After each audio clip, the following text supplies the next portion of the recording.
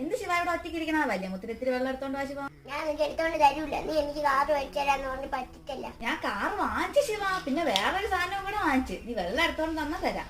ശരിക്കും മേടിച്ച പറ്റിക്കുന്നല്ല. ഇല്ല ശിവ, ഉറപ്പായിട്ടും വാങ്ങിച്ചു. നീ ഇത്തിരി പോയി വെള്ളം എടുത്തിട്ട് വാ ശിവ. വല്യ മുത്ത് തളർന്ന് ബസ് ഒന്നും കിട്ടിയില്ലെന്ന്.